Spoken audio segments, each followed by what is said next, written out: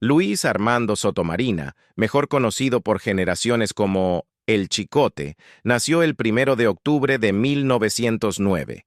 Pero incluso ese dato tan simple no es tan simple. Verás, hay cierto misterio envuelto en sus orígenes. Algunos dicen que vio la luz por primera vez en los agrestes paisajes de Durango, mientras que otros insisten en que fue en el bullicioso corazón de la Ciudad de México, en la antigua colonia de Santa María la Redonda. Y como si eso no bastara, algunas fuentes sugieren que su nombre real era aún más largo y grandioso: Luis Armando Velázquez de León y Soto la Marina. Es el tipo de comienzo enredado que casi parece el inicio de una de sus propias historias, llena de giros, preguntas y lo inesperado. Hoy nos adentraremos en la vida detrás de la risa, los triunfos, las luchas y el dolor que moldearon al hombre detrás del látigo. Si te encanta descubrir las historias reales detrás de figuras legendarias, no olvides darle like a este video y suscribirte al canal. Mantengamos estas memorias vivas, juntos. Lo que sí sabemos con certeza es que fue hijo de doña María Soto, una madre soltera que lo crió con toda la fuerza y el corazón que pudo reunir. Su infancia no fue fácil. No creció con camisas de encaje ni zapatos de algodón suave. La vida fue dura, y lo supo desde temprano. Pero de alguna manera, incluso de niño, había algo en él que se negaba a ser vencido por su entorno. Una chispa, un apetito por el riesgo y un imán natural hacia la atención, no todavía en los teatros, sino en el calor y la sangre de la plaza de toros. En su adolescencia, Luis Armando se lanzó a la arena como novillero, un joven torero tratando de hacerse un nombre. Era peligroso, de alto riesgo y lleno de adrenalina. Y le encantaba. O al menos así fue hasta que el destino decidió lo contrario. Un día, durante una corrida particularmente angustiosa, algo salió mal, quizá un tropiezo, quizá un giro cruel del destino, y sufrió un accidente lo suficientemente grave como para hacerlo reconsiderar todo. Los detalles de esa caída son difusos. Algunos dicen que fue tan grave que casi le cuesta la vida. Otros susurran que fue más un llamado de atención que una herida. De cualquier forma, fue el fin de sus sueños taurinos. Pero aquí es donde la historia se pone interesante. En lugar de dejar que ese momento lo destruyera, se alejó de la plaza y se encaminó hacia algo muy distinto, aunque igual de peligroso a su manera: el escenario. Y no cualquier escenario. Estamos hablando de las carpas. Los espectáculos ambulantes que iluminaban las noches mexicanas con risas, drama y una mordaz crítica social. Estos no eran los teatros pulidos con cortinas de terciopelo y públicos educados. No, estas eran experiencias crudas, vivas, rebosantes de voces callejeras. Y fue ahí donde Luis Armando empezó a dejar huella.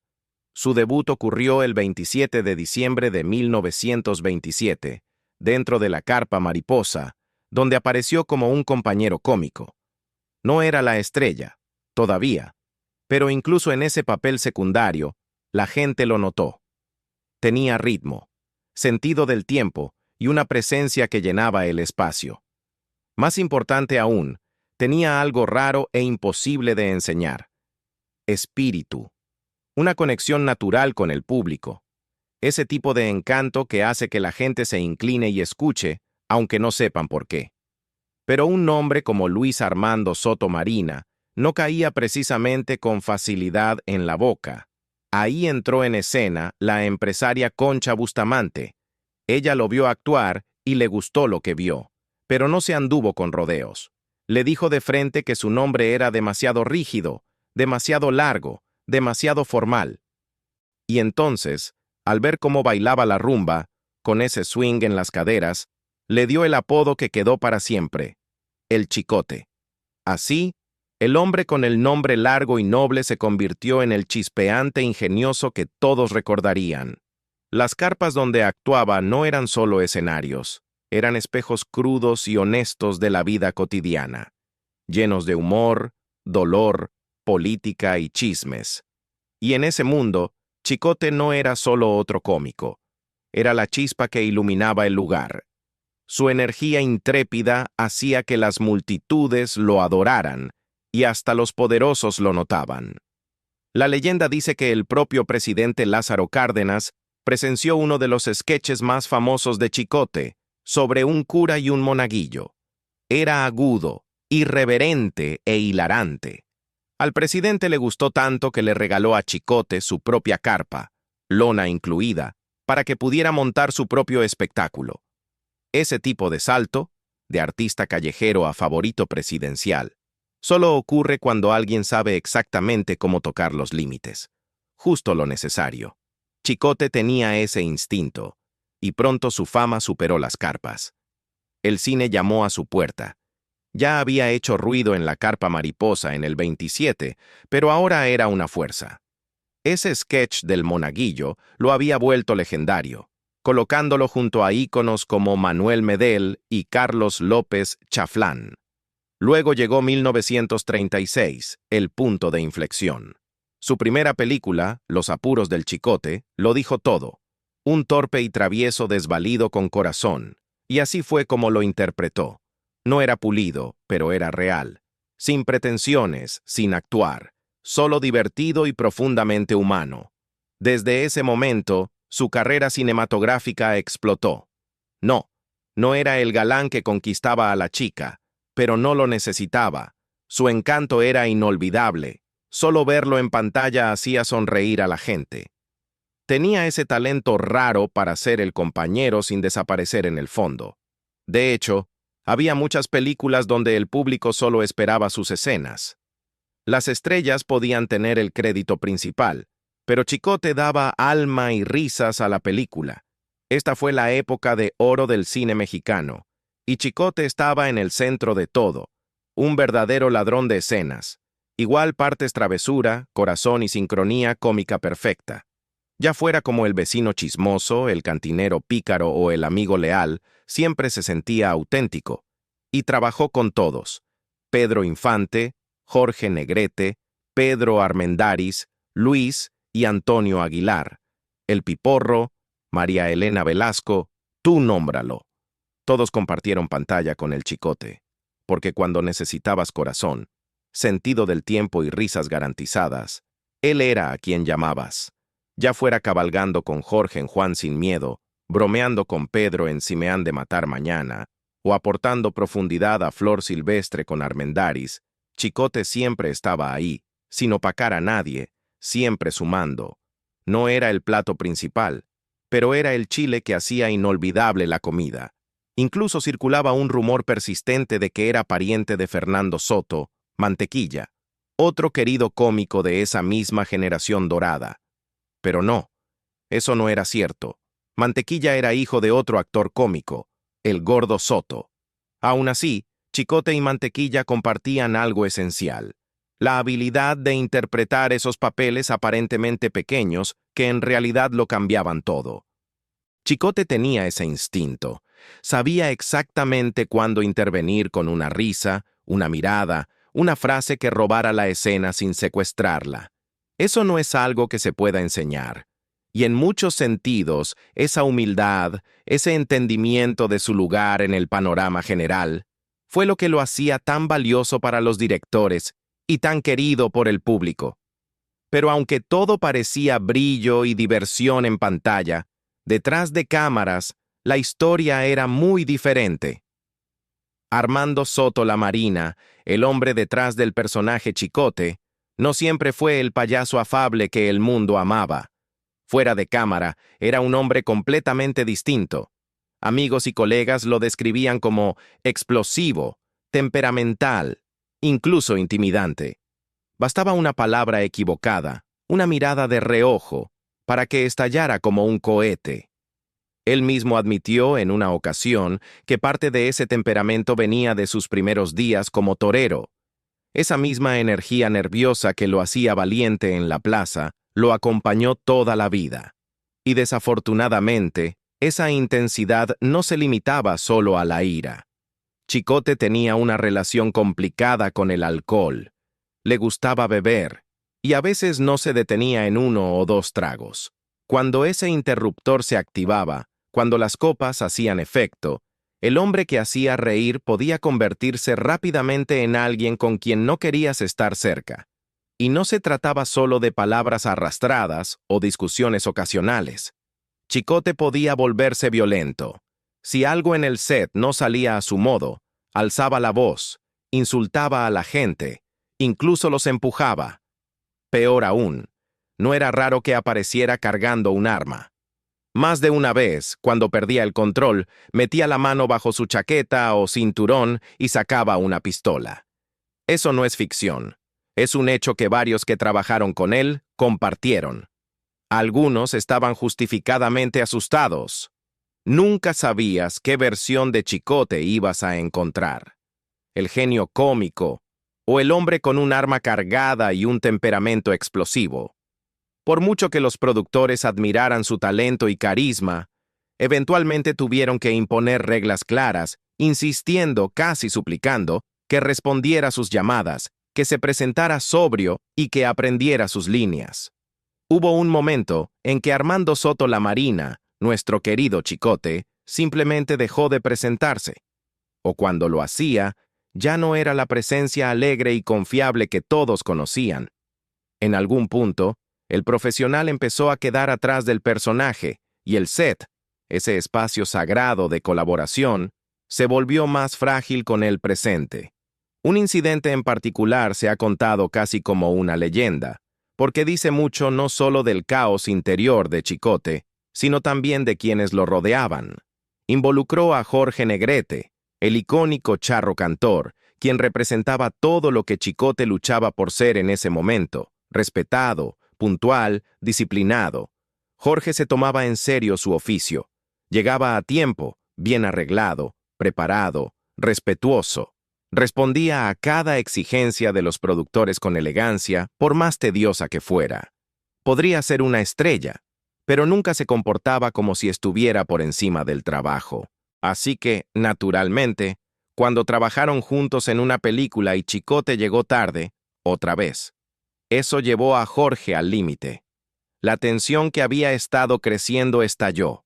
Jorge no gritó, no era ese tipo de hombre, pero sí habló, directo y firme.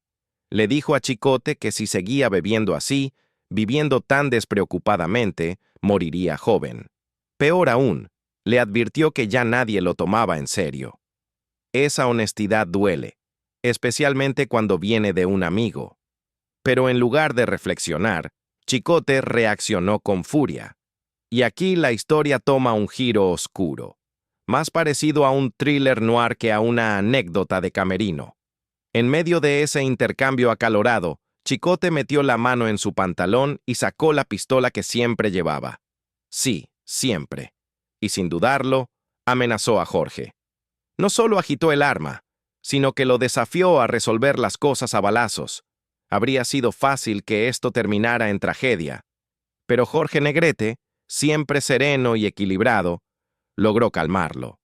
Lo tranquilizó y lo hizo retroceder. Da escalofríos pensar que en otro mundo, uno menos anclado en la amistad, esto podría haber terminado en algo irreversible. Y lo que es peor, esto no fue un caso aislado. Según reportes de la prensa de la época, cuando Chicote estaba borracho, y lo estaba a menudo, desafiaba a cualquiera a un duelo. Era como si algo dentro de él se activara, y en lugar de bromas y encanto, salían amenazas y armas. De hecho, hay otra versión igual de perturbadora del mismo conflicto. Según Diana Negrete, hija de Jorge, ni siquiera ocurrió en el set. Fue en un bar de Cuautla, donde Chicote, rodeado de amigos y bebidas, se enfureció porque la jukebox no tenía ni una sola canción de Jorge.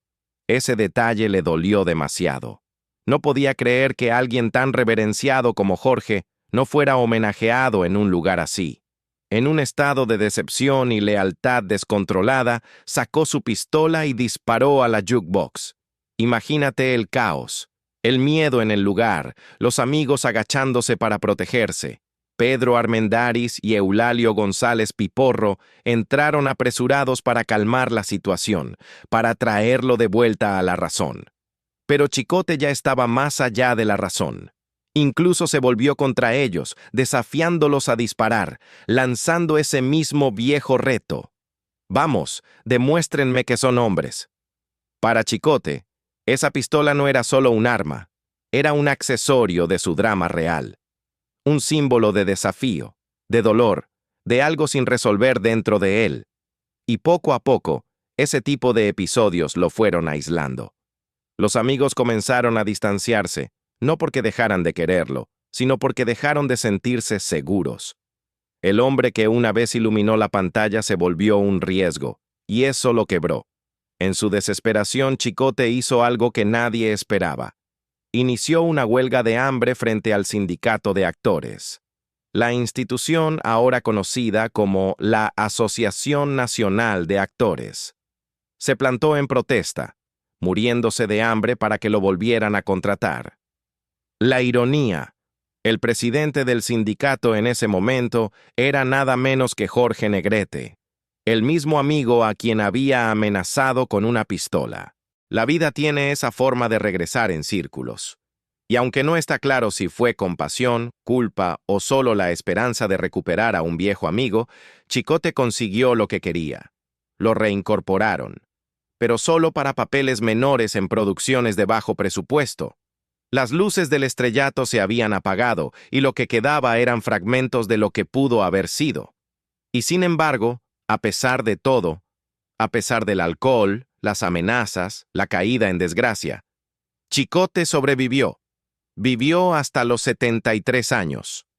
En una cruel ironía del destino, no fue él, sino Jorge Negrete, el hombre que le advirtió que moriría joven, quien falleció primero. Y esa no fue la única vez que las cosas se salieron de control. Según Diana Negrete, la hija de Jorge, hubo otro momento explosivo en un bar de Cuautla. Al parecer, Chicote se enfureció cuando la banda en vivo no conocía ninguna canción de Jorge Negrete. En un ataque de rabia, le disparó a la rocola. Sí, le disparó. Y para cuando Pedro Armendáriz y el Piporro llegaron para intentar calmar la situación, Chicote ya los tenía en la mira también, desafiándolos de la misma manera dramática. «Vamos, disparen. Son unos hombres. Los caballos están listos, Ramón Blanquet, cuando quieran». Esa frase suena como sacada de una de sus películas. Pero no era ficción, era real. Por supuesto, siguió adelante. En la superficie, actuaba como si nada estuviera mal. Caminaba con esa misma sonrisa confiada, convencido de que mientras el público lo amara, él estaría bien. Pero la fama no llena el refrigerador, y el cariño no paga la renta. Poco a poco, los contratos dejaron de llegar. Las ofertas que antes llegaban como reloj empezaron a secarse, y sin embargo Chicote no veía, o no quería ver, las señales de alerta. La mayoría no lo sabía, pero su vida amorosa estaba lejos de la imagen despreocupada que mostraba. El hombre se había casado 4 veces, con Luz María Reyes, Enedina Ibarra, o Anita Ibarra, según a quien preguntes, Aurora Medina, y finalmente María de la Salud. Y de esas uniones tuvo 8 hijos, pero uno de ellos brilló casi tanto como él en su momento. Su nombre era Isabel Sotola Marina, aunque era más conocida por su nombre artístico, La Chicotita. Nacida en 1945, tenía talento en la sangre y el carisma para respaldarlo. En los años 60 y principios de los 70, emergió como cantante y actriz con verdadera presencia. La gente lo notó. Una de esas personas, supuestamente, fue nada menos que Vicente Fernández. Aquí es donde la historia comienza a difuminarse entre verdad y rumor. Dicen que se conocieron en eventos musicales televisados, y que Vicente quedó tan cautivado que la invitó a aparecer en Noches Tapatías. Surgieron susurros de un romance, y aunque nunca se confirmó nada, la tensión entre lo que la gente veía y lo que sospechaba se volvió aún más intensa tras lo que pasó después. En 1973, la Chicotita murió. Así, de repente. Una estrella en ascenso, desaparecida en un parpadeo. Su muerte estuvo rodeada de misterio desde el primer día. Oficialmente fue peritonitis causada por una perforación intestinal, supuestamente por un procedimiento estético que salió mal. Se decía que le habían inyectado silicona líquida en los senos, lo que llevó a complicaciones fatales. Pero algunos nunca creyeron esa explicación. Creen que su muerte fue encubierta, para proteger a figuras poderosas del mundo del espectáculo. Y sí, el nombre de Vicente Fernández aún resuena en esos rumores, especialmente después de que el libro El último rey insinuara una relación que iba más allá del escenario. Ahora, si esos susurros eran ciertos o no, solo unos pocos lo saben realmente. Pero lo que nadie discute es cuán profundamente afectó esta pérdida a Chicote. Nunca habló de ello en público, ni una sola vez. Pero quienes estuvieron cerca de él vieron el cambio. El hombre que solía reír con todo el cuerpo se volvió más callado, distante, como si una llama se hubiera apagado dentro de él. Claro, todavía aparecía en pantalla de vez en cuando, pero detrás de cámaras se estaba derrumbando. Algunos dicen que ese fue el inicio de su declive final, que tras la muerte de Isabel simplemente perdió las ganas de seguir adelante, que lo intentaba, ponía buena cara, pero el peso del dolor siempre estaba ahí, pesado, implacable. Y entonces, la industria le dio la espalda para siempre. Ya era conocido por ser difícil, temperamental, a veces incluso imprudente en el set. Pero ahora, con menos oportunidades, menos gente dispuesta a soportar sus cambios de humor o su imprevisibilidad, Chicote quedó atrás. Lentamente, dolorosamente. Los mismos productores que antes le suplicaban dejaron de contestar sus llamadas. El trabajo desapareció, y con él, el dinero. ¿Cuánto había ganado en su apogeo? Mucho, dicen. Suficiente para vivir cómodamente. Pero se esfumó. Nadie sabe bien cómo. Quizá mala administración del dinero, tal vez demasiada generosidad o demasiados años sin trabajo estable. Sea cual sea la razón, para cuando se mudó a Ciudad Nezahualcóyotl con su última esposa y sus hijos, Chicote vivía con lo mínimo. Se habían ido los lujos, solo intentaba sobrevivir.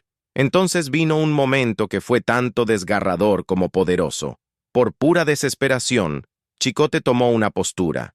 Literalmente. Se sentó fuera de las oficinas de la Asociación Nacional de Actores, ANDA, y empezó una huelga de hambre. Con un cartel hecho a mano, negándose a comer, exigiendo una segunda oportunidad. No por dinero, sino por dignidad, por trabajo, por la oportunidad de hacer lo que más amaba. Actuar. Por supuesto, los medios captaron el momento. Fotos de un hombre con ropa raída, ojos cansados, aún con la cabeza en alto por puro orgullo. Algunos se burlaron de él, otros lo apoyaron. Pero nadie pudo negar el dolor en su protesta. Esto no era un show, era un grito de auxilio. Y de alguna manera, funcionó. Más o menos. Empezó a recibir llamadas otra vez, pero no para los papeles que había conocido antes. Se acabaron las grandes películas, los créditos principales. Ahora lo contrataban para pequeñas producciones de bajo presupuesto. Papeles secundarios. Personajes de fondo. Pero para Chicote, incluso una sola línea en un guión endeble era un salvavidas. Prueba de que aún existía en el mundo que amaba.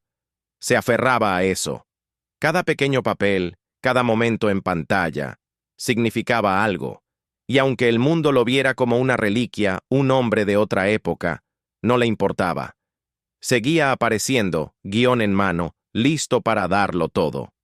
Claro, estos ya no eran los grandes sets de la época dorada. No más estudios gigantes o elegantes camerinos. Estas eran producciones rápidas, películas de acción baratas, comedias picantes, esos filmes ochenteros llenos de dobles sentidos y slapstick. Pero Chicote encajaba perfecto. Su humor siempre había sido callejero, crudo y descarado. Ya fuera el vecino gruñón, el viejo entrometido del bar o el curioso espectador en un cabaret, daba vida a esos papeles. ¿Sabes? Una de las últimas veces que vimos una chispa del viejo Chicote fue gracias a María Elena Velasco. La India María, esa fuerza icónica de la comedia mexicana que reconocía el talento cuando lo veía. Trabajaron juntos a principios de los 80 en películas como Don Pancho en 1981 y Coyote Emplumado en 1983. Chicote ya no era el protagonista, pero daba vida a esos personajes inolvidables del pueblo. A veces su abuelo, a veces solo una cara traviesa entre la multitud. Y claro, los años habían marcado su rostro. Las líneas eran más profundas, su cuerpo más lento, pero la voz, ese timing, ese instinto cómico que hacía reír a la gente desde el fondo, seguía afilado. Aún podía lanzar un remate como nadie más. Pero aún así había algo diferente. Entre tomas, ya no andaba en grupo ni se hacía el centro de atención como antes. No reía fuerte ni robaba el protagonismo fuera de cámara. Iba a trabajar, hacía lo que tenía que hacer, cobraba y se iba. En silencio. La gente en el set lo notaba. Algunos decían que estaba enfermo. Otros susurraban que el dolor se le había instalado como un pesado abrigo que no podía quitarse. A veces, si lo encontrabas en el borde del set, lo veías con la cabeza agachada, como si estuviera recordando algo, o a alguien, quizá a su hija, quizá al reflector, o tal vez simplemente imaginando un final más amable. Nunca lo dijo realmente. Lo que más le dolía, según quienes lo conocían mejor, no era ser olvidado por el público. No. Lo que más le picaba era cómo la industria le dio la espalda. La misma industria que antes lo llamaba brillante, ahora solo veía al problemático. No al artista que llenaba carpas, que hizo reír a generaciones, que daba todo en cada función. Esa fue la herida que cargó, en silencio. Y aún así, incluso entonces, nunca permitió que la cámara viera su dolor. Daba todo en cada papel. Su entrega nunca flaqueó, pero su fuerza sí. El tiempo, al fin y al cabo, no pide permiso. Para cuando llegaron los años 80, su nombre casi había desaparecido de los carteles y los estrenos, sin entrevistas, sin eventos llamativos, solo repeticiones y recuerdos que se desvanecían, abuelos sonriendo ante viejas escenas o alguien hojeando un programa amarillento de teatro y encontrando su rostro. Ya no se le escuchaba, pero no había desaparecido. En esos últimos años, Chicote vivió lejos del brillo del espectáculo. Se asentó en Ciudad Nezahualcóyotl, en una casa modesta con su esposa, María de la Salud, y algunos de sus hijos. Vivió allí más de 20 años, sin lujos, sin fanfarrias. Solo un hogar pequeño, como tantos en la zona, pero uno que, si las paredes hablaran, eclipsaría cualquier mansión en Pedregal. Esa casa guardaba el silencio de un artista que dio demasiado y recibió muy poco a cambio. Y poco a poco, el hombre que antes hacía reír a todo un país comenzó a desvanecerse. El 20 de marzo de 1983, Chicote dejó este mundo. Algunos dicen que fue en Ciudad de México, otros aseguran que fue en su casa en Neza. Lo cierto es que su cuerpo, tras años de batallas, emocionales y físicas, ya no pudo más. Murió a los 73 años por una combinación de infarto, insuficiencia renal aguda y paro cardiopulmonar. Su cuerpo acababa de superar una operación mayor, una aneurismectomía, y no pudo recuperarse. Su muerte fue tranquila, sin aviso, sin reflectores, sin llamado final, solo un hombre desgastado por el tiempo, deslizándose en la historia.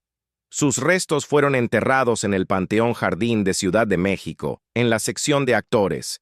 Y eso es apropiado, ¿no? Descansar entre los gigantes de la época de oro, porque a pesar de sus defectos, Chicote fue uno de ellos. Una verdadera parte de ese tiempo mágico del cine mexicano. No hubo grandes homenajes, no transmisiones en vivo, no despedidas elaboradas, pero sí lágrimas, verdaderas, de quienes recordaban al hombre detrás de la risa.